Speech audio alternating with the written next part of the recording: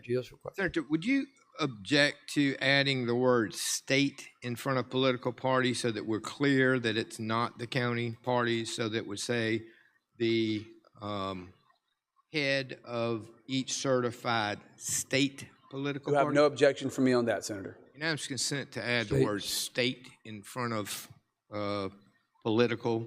Is there objection to the unanimous consent by the senator from Orangeburg to insert the word state prior to political party? Is there objection? Hearing no objection, so ordered. Senator from Dorchester, what? Hey everyone, welcome back to I Am Silent No More. I'm your host, Linz Piper Loomis.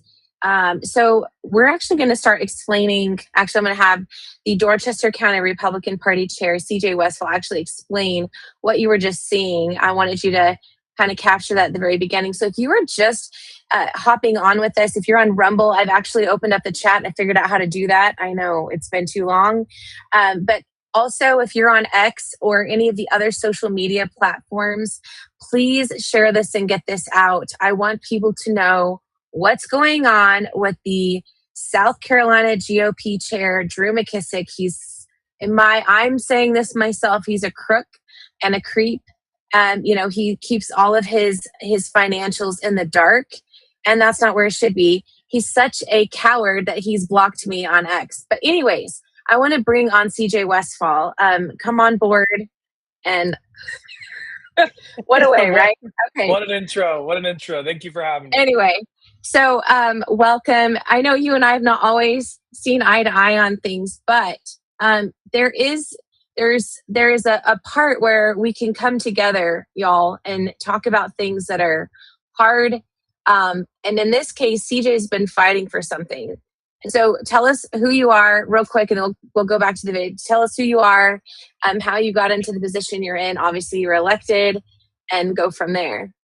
Yeah, thanks, Lindsay. And that's what it's all about, right? And we're Republicans. We believe in principles. And while we may have intellectual disagreements, it's all about building coalitions around issues that matter. So I appreciate that. So I'm the chairman of the Dorchester County Republican Party. Dorchester County is in South Carolina's Low Country in the 1st Congressional District. And I was elected last April, and very much looking forward to the conversation today.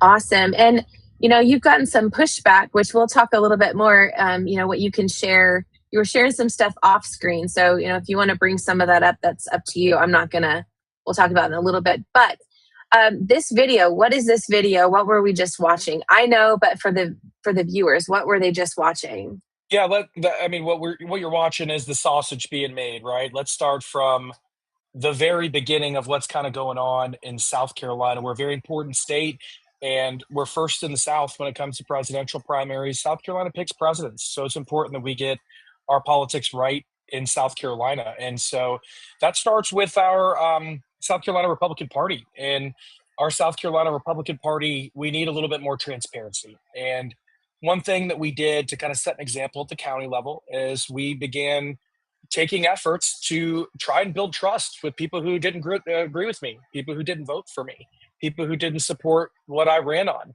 And one of the big complaints was they wanted to see more financial transparency. There wasn't an audit completed in the last 2 years, and we've been doing audits once a quarter. And we invited people onto that audit team that didn't vote for me, right? So we believe that building trust is important and that our South Carolina Republican Party should go in that same direction. So a lot of patriots were following the lead of some of these other folks around the country when it comes to redistricting and supporting President Trump's efforts. And we were the first county to pass a resolution in support of this back in February. So the way that works is we take it to the South Carolina Republican Party and we get to make our case as to why we think that should be the official position of the South Carolina Republican Party. Well, it went to a committee, a resolutions committee, and they decided to not even bring it to the full committee, the state executive committee, the people who could vote on whether that would become the official position. So it just got me asking questions. Why is it that we're not going to support the president in these redistricting efforts? You might have seen, if you follow the news, that South Carolina just killed the redistricting effort because there just wasn't enough time to get it done, unfortunately, before the early voting effort. And had they done it earlier, maybe we would have been able to support President Trump with another seat in Congress. So that got me asking questions. I said, why can't I sit in on a resolution committee hearing? How silly. Why can't I sit in on a finance committee meeting? And it got me asking questions. And I spoke to folks like our national committeeman, the representative that represents South Carolina in the RNC. And he's able to sit in on finance committee meetings and the RNC. And anybody that's a member of our party can sit in on those meetings here in Dorchester County. So why is it the state level they keep it private and closed door? So I made a motion at our county or our state Republican Party that we would have some kind of transparency where silent observers, duly elected county party Republican chairs like myself could sit in and just kind of see who's funding our party, where the money is coming from, because those finances are not transparent at this time. So we were met with a lot of pushback, and the kicking and screaming really made me have more questions and answers. Why would these folks get so worked up to fight a transparency effort? We have no problem showing our financials in Dorchester County. We raise tens of thousands of dollars to support Republican candidates here up and down the ballot. So why shouldn't the state party do that? The RNC does the exact same thing. So we were left with more questions than answers, and ultimately we came to the conclusion that the right thing to do is to bring the legislature in with us. And so that's kind of where we find ourselves here. The legislature filed a bill, S1130, that would require a state party Republican chairman to fill out a statement of economic interest form. So we'd have to know where his income's coming from. Are there special interest groups that are funding our party, that are deciding the direction that our party goes on certain issues? And further, is there people that are paid to lobby on behalf of our party that maybe need to register as lobbyists? So, Which we is can a pause valid, it there. yeah, I was going to say, let's backtrack. That is actually a valid point, because a statement of economic interest, I had to file that when I ran for Congress. And I think we did it when I ran for the state house, which was a brief run because I was in an accident. But I had to fill that out. And I mean, there was nothing exciting there. But, that's still a thing. If we have to disclose, right? He should have to disclose as well. But I want to go back to this resolution real quick. We can just go back. You actually, Dorchester County Republican Party has introduced other resolutions before, and you have taken it to the state executive committee, and they were passed. Correct? Like not under me, not under me, not under you. Okay, in the past, underneath the previous. Okay, so this is not an uncommon thing. That was my point. Was that there are county GOP entities that will pass these resolutions, take them to the state executive committee, and then the state, and they will pass it at that level. And I can't remember which one it is that I'm thinking about, but so this is not an unheard of practice. It's not like you were out there being some kind of rogue operator or something. And not only that, but you were saying, hey, I support this because this is in my district. And are you able to talk about that day that you were there, some of the shenanigans that were happening? I know you kind of went into it a little bit, but just did anyone else, present a motion where they shut down as well, or were they, were they able to push it through? What was your experience? Yeah, that's a great question, Lindsay. Lindsay, I appreciate you bringing that back up. And so basically, what she's talking about is whenever your state Republican Party, wherever you're watching this from, whenever they're going to make an official position of the state party, there's a vote, and every county has one vote. It's called your state executive committee person. So there's 46 state executive committeemen is what they call them. So I'm not a state executive committeeman. I'm a county chair. And in these state executive committee meetings, I can make motions, I can participate in discussions, and I'm a pretty persuasive person. And so I made a motion to require this level of transparency. And earlier in the state EC meeting, my neighboring I'm going to wipe my camera here. My neighboring county party chair, he made a motion that passed. He made a motion to require transparency on another issue, and that passed, no problem at all. So then later, when I made my motion to have committee meetings be transparent so that I could sit in on a finance committee meeting, unfortunately, I was ruled out of order with the state party chairman saying that I can't make motions as a county party chairman when, of course, the Berkeley Republican chairman had just done it earlier in the meeting. Then my state EC, he or she did end up making the motion. I went to participate in the discussion and kind of make my case on behalf of why I felt that we needed transparency. And I was once again ruled out of order and told that chairs can't participate in discussion when there's a long-standing tradition of that happening. So it was just a weirdo tactic to where when they can't win the argument, they can't win the debate on the merits or the substance, they take the coward's way out. Yeah. And so did you engage with Drew with the state GOP chair that the gentleman, I wouldn't even call him a gentleman, the coward. I'm just going to call him a coward. You don't have to agree with me. It's okay. Unless you do, that's your choice. But did he engage with you at all during that event, or what was going on? So I came up to him afterwards and I said, Drew, what are we doing here? All we're looking, sunshine is the best disinfectant. This is the way that our county party has been successful in bringing people together. We've had 5 straight executive committee meetings at our county level where people are banding together to fight the radical left as opposed to fighting each other like they have for years in my county. This is the way that we can build trust, Drew. And when you do this, you lose an opportunity. And he didn't want to hear it. I think he just had made up his mind. And just kind of staying along this lane for a little bit longer, what has happened as a result? Has there been any retaliation against you as the GOP chair since you've started this process of bringing this legislation forward and working to bring this legislation through? Yeah, so all of a sudden, after we get a bill filed in the Senate, and I can't wait to talk about where that's at and what happened with it and where that's going. All of a sudden, Yeah. we've had 5 straight meetings of kumbaya, where the moderate wing of the party, the principled wing of the party, the normies, you can call them, all of the folks have kind of the factions have come together with a united purpose. All of a sudden, once we start rocking the boat, rumors start spreading of pro Lindsey Graham allies in my county gearing up to run against me next year. So it really didn't take long. Oh my gosh, of course. All right. So this legislation, Michael, can we put that legislation up right quick? I think I sent it to you.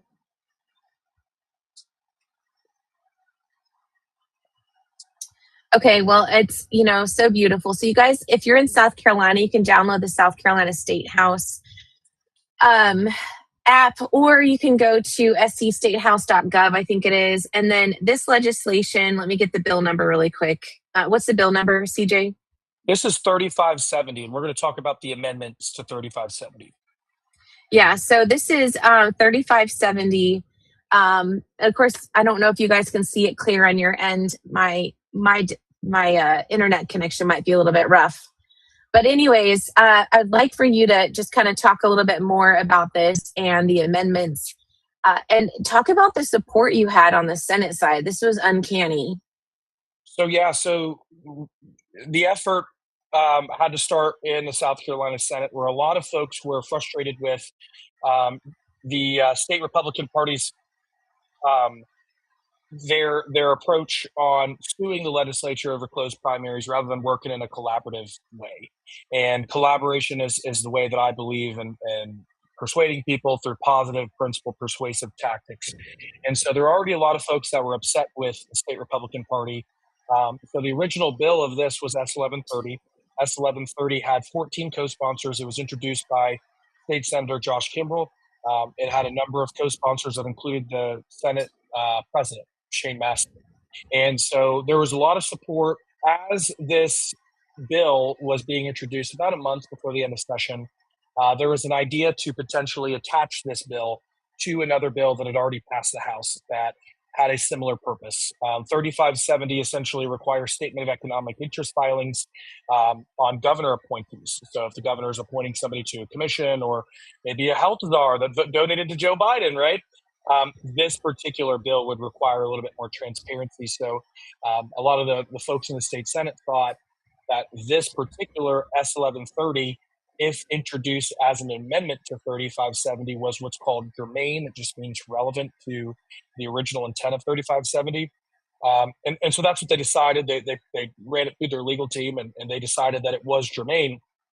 So this inevitably came to a floor vote. And the long story short here is, when it came to a floor vote, my state senator, Sean Bennett, and the bill's original sponsor, Senator Josh Kimbrell, discussed what you were seeing there. They were clarifying some of the misconceptions and the misinformation that had been spread by our state Republican Party on this bill.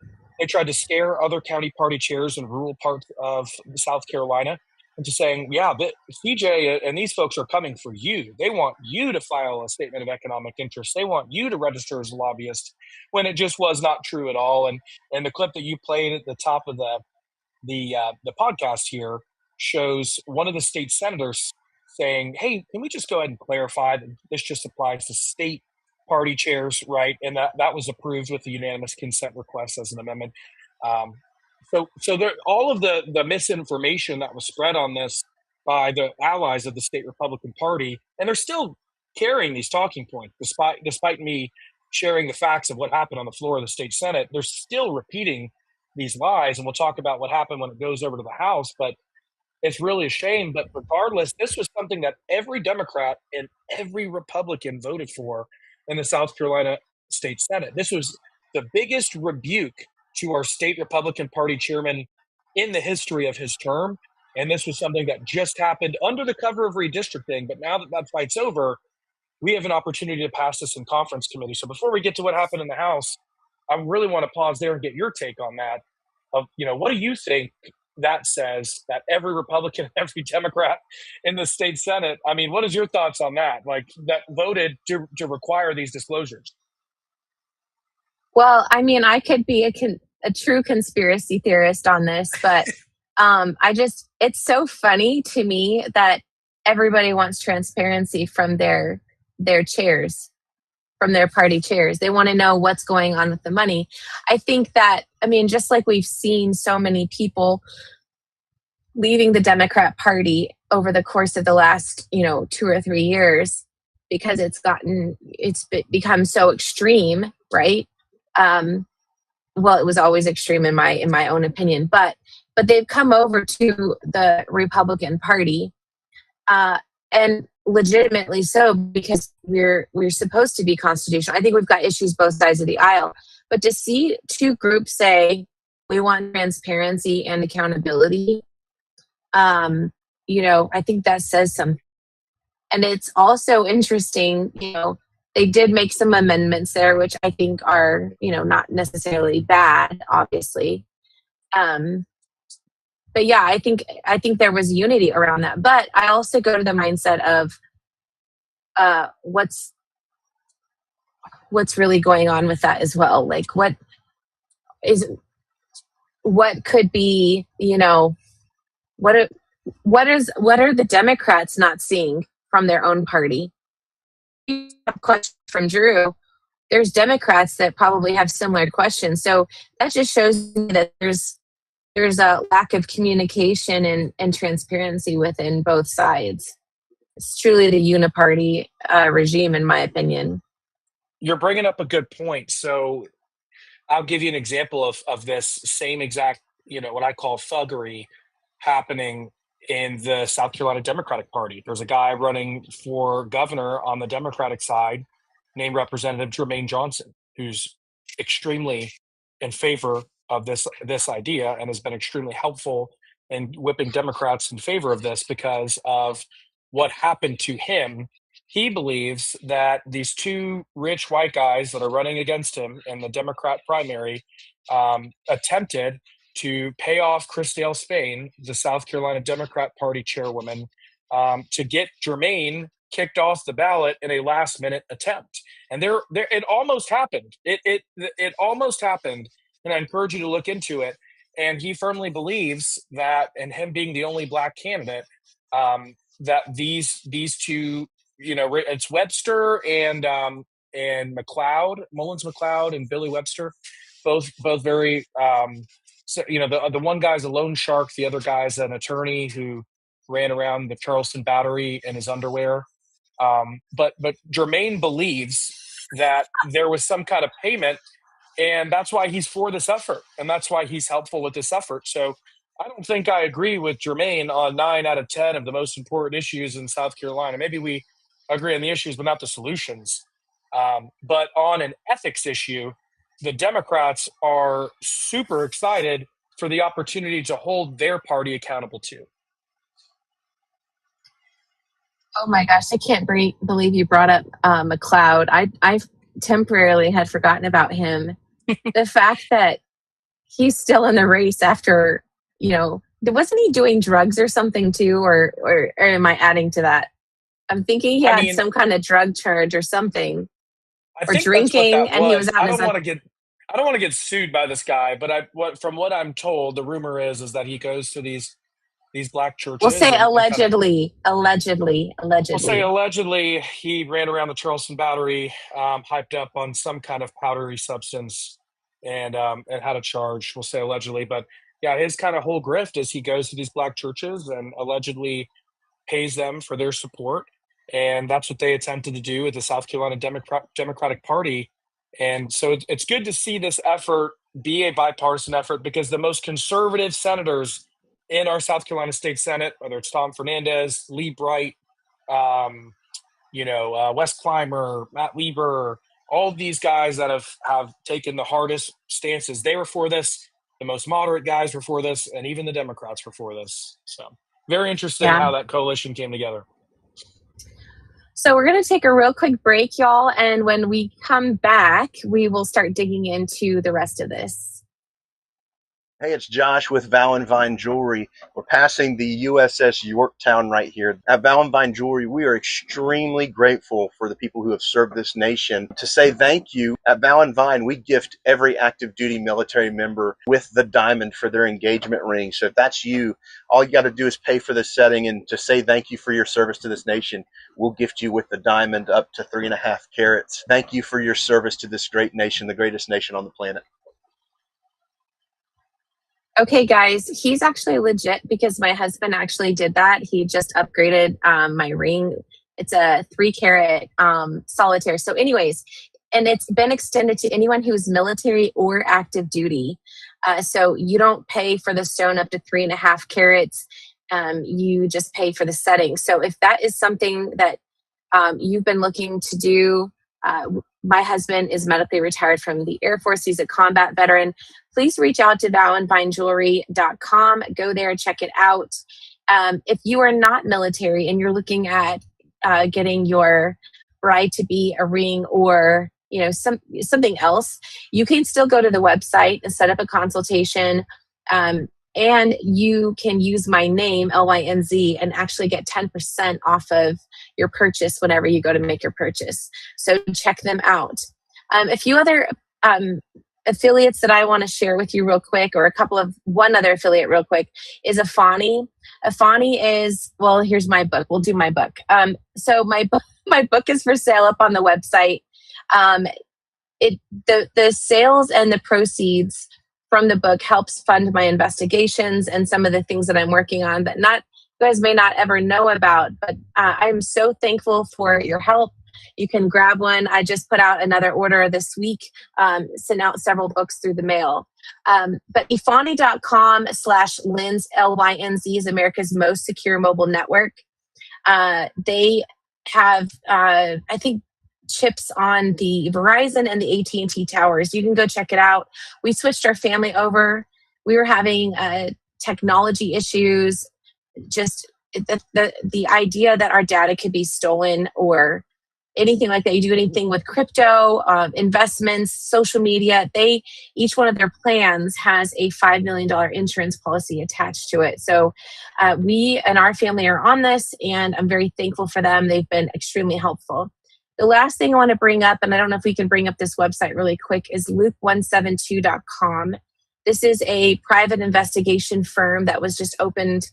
My business partner and I just opened this year.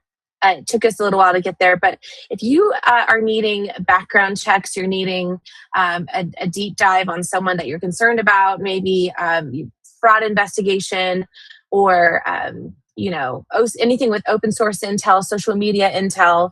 And in some cases, we are doing some missing people in the sense of looking for them online. We can help you out with that. If you are in South Carolina, that is the only state that I can do boots on the ground surveillance and that sort of thing, unless I have reciprocity in another state. But we can talk about that if that's something you need.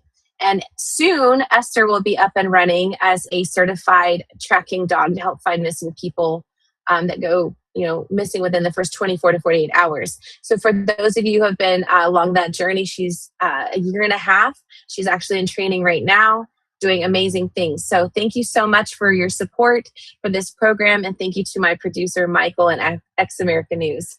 All right, welcome back, CJ. Awesome. You got a lot of good stuff going on. And shout out Josh Gale. That was a great commercial. Hope he's doing well. Yes, absolutely. He is doing great. So I wanted to go back to the legislation. It was on the Senate side. Now it's over on the House side, conference committee. And tell us a little bit more about that. So the bill that requires a transparent Republican Party, a transparent Democrat Party in South Carolina, it passed 40-0 and went over to the House. They had to concur with the amendment that I described earlier in the show. So the bill had already passed the House, 3570, but the amendment needed to be concurred with. So there was a lot of work behind the scenes. The state Republican Party chairman, he was in the RNC, he was in Miami. They were having full meltdowns. I mean, they were making calls to legislators. They were making calls to county party chairs, lying through their teeth about this bill, despite what you showed, which only applies to state party chairs, which, by the way, listen, I have no problem filling out one of these disclosures. I don't know why anybody would have a problem filling this out at the county level. But they were fear-mongering. They were making calls. They were frantic. They would call a state representative on this bill to try to tell them to vote against it. I would call that state representative immediately after. They would tell me everything the state party chairman had just said to them, and then I would take them line by line through the language of the bill and kind of correct it. So we felt like we had the votes. We felt like the votes were there. Then the House, and I'm going to totally butcher this. He's either the House Majority Whip, that's what he is, Brandon Newton, gets up at the well. And a lot of the rank and file folks are going to want to vote with the House Majority Whip because they're going to get appropriations. They might not get appropriations if they vote against the whip. And by the way, a lot of the Democrats, the same thing too. So we felt like we had the numbers on the House side to get a concurrence, and the House Majority Whip got up and essentially lied through his teeth. He said his interpretation of the bill was that it would require county Republican chairs to register as lobbyists. And that's the second piece of that video that I shared is, and it's a shame because I'm a young person in politics. I'm 31. Brandon is the same age as me. He was born in 1994. And he's decided to become a shill for leadership as opposed to becoming a shill for the people. And I would encourage him to join the good side and advance this. So anyways, unfortunately, we failed on the concurrence vote. Every member of the Freedom Caucus and a couple bold people like Representative Greg Ford and Representative Mark Smith, they showed me that they would have my back no matter what, and they were friends no matter what. So shout out to those two guys. But so ultimately it failed. And so the state party is kind of falling asleep at the wheel on this and focused on other things. We have not stopped. Essentially where this goes from here is when a bill passes both chambers of the South Carolina House and Senate, and there's one version that passes one side, one version that passes the other side, they go to what's called a conference committee, and they appoint 3 conferencees, is what they call them, in an effort to try to have some semblance of fairness. And so the conference committee was formed, and luckily for folks that are in favor of transparent government, the 2 advocates on the Republican side, my state senator, Sean Bennett, who's been extremely helpful on this, and then State Senator Josh Kimbrell, who is the primary sponsor of the original bill, and then State Senator Jeffrey Graham, who's a Democrat, but is also in favor of this effort. All 3 of them are all for the effort. On the House side, Brandon Newton, the young Republican who lied about the bill on the floor, is on the other side. Representative David Weeks, who is a Democrat, and then Representative Jeff Johnson from Myrtle Beach, a Republican, are on the other side. So ultimately, the way it'll go is the House will come back for what's called a sine die session. They'll begin meeting in these conference committees to discuss these bills, and then they'll take a vote, and they have to have 2 yeses from the Senate, 2 yeses from the House, and then ultimately we get this accomplished. So I don't want to say too much about what I believe the chances are to tip the hand to the other side, but needless to say, I wouldn't be on your show today if I wasn't extremely optimistic that this bill can become law as soon as this year. Which is why people need to begin reaching out to these 6 legislators. Absolutely. And, guys, that's why we're here today, because we've got to, as South Carolina has been on the news now, like trending all over X for the last couple of weeks. And there are certain senators that failed us miserably on that, in my opinion. That's my opinion, guys. But now there's an opportunity to bring so much accountability and transparency at this level. So, and why not? Like, I don't know what Drew's plans are after, for the next GOP election, if he's planning something else, but we need this transparency and accountability, and it's so important. We have the call to action to email these 6 individuals. Is there anything else that you want to bring up? I don't know if you want to talk about, what you said offline, which I won't mention unless you want to bring it up. Like, how else have you been retaliated against since you started this process? Are you able to bring that up? I mean, there's been full-on crash outs. They'll call clients of mine and try to get them to fire me. I mean, ultimately, I'm not here to play the victim. I'm here to be the victor. I'm here to win, and that's what we did with the 40 Senate vote, and that's why they're getting so nervous. Ultimately, my goal as a county Republican Party chairman in my county is to bring together Republicans, which we've done that, to beat Democrats, which is what we're going to do in November.